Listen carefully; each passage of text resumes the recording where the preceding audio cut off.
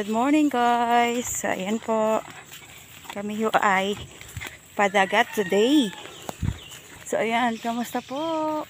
So ayan po. Kami ay palusong sa dagat. Hahanap kami ng maiuulam. Tipid tips. So ayan. Kumusta na po kayo? Hindi po kayo makakapag-upload ngayon today, ng araw-araw. Kami ay padagat. Ang dulas po ng daan. So, ayan. Let's go, madudulas po. So, ayan ho ang aming dadaanan. Ayan po, mga saging. Marami ho ditong tanim. Ayan, kalamansi, atis. At mayroon din pong mga kamote. Ayan. Kamote guys. Ayan. Palusong kami ngayon sa dagat at kami ay mamimingwit. Mimingwit kami ng ulam. Hindi lang po sumama ang aking mga anak dahil ho ay nahihirapan silang umahon. Suko sila sa ahonin. So kami lang pong mag-asawa. Yan, ang aming daanan. May smog na naman po. So, ayan. Nausok-usok na naman. Yes. Ang ganda ho ng umaga. Masarap ho sa tainga dahil ho narinig din sa gubat ay huni ng ibon. So, ayan. Pagod na po agad ako. So, ayan guys. Good morning, good morning. Pawisan na naman po si Inday Longga ngayong araw.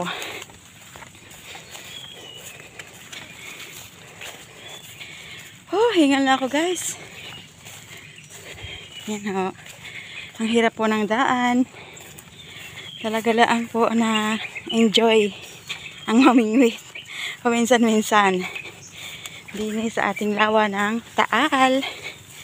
So may smog po tayo ngayong araw. Ayan po. So ayan. Hihingi po kami ng kalamyas. Pangsigang. Ayan. Nari makakapagsigang kayo mamaya. Yan ho ang the best na pampaasim. Sa sinigang. Ang kamyas, yan ho ang the best dito sa Batangas.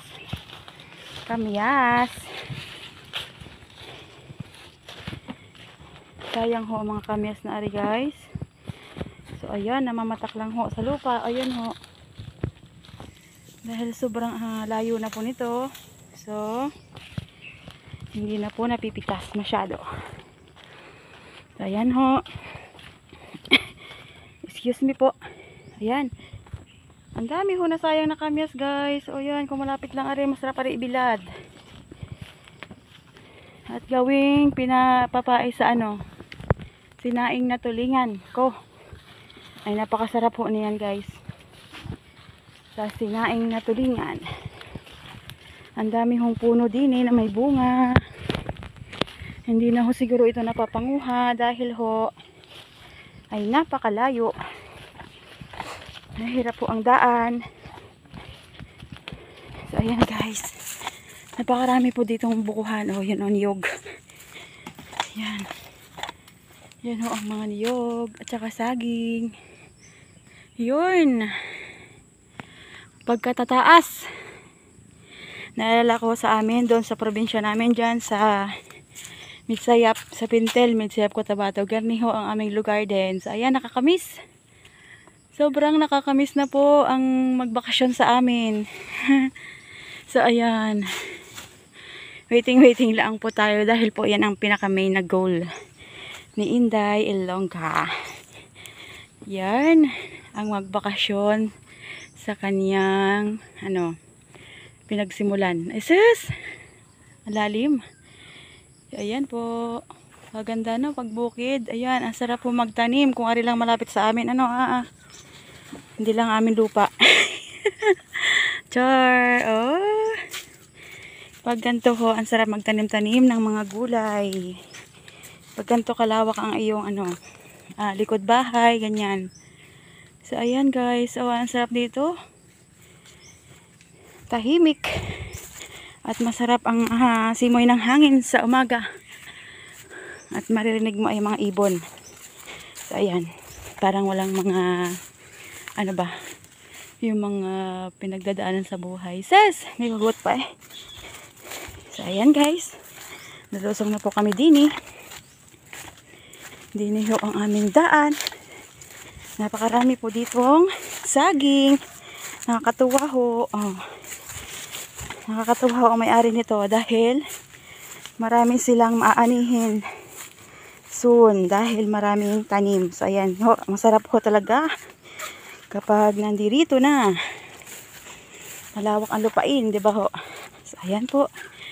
Napakaganda ang pagmasdan ang marami hong ayan, maraming mapapakinabangan soon. Ayan. Ang paborito nating mga saging. Ayan guys, nandito na po kami. So dito po kami huhuli ng isda pang ulam. Hey! So ayan, for today's video, ang fishing trip ni Inday Ilongga. Ako inyong samahan. So ayan, thank you for watching guys. Thank you sa inyong suporta at palagi po inyong pagmamahal sa inyong inang Ilongga. Yes, bye bye. Thank you for watching. Ingat po kayo palagi. Palangga ako mo.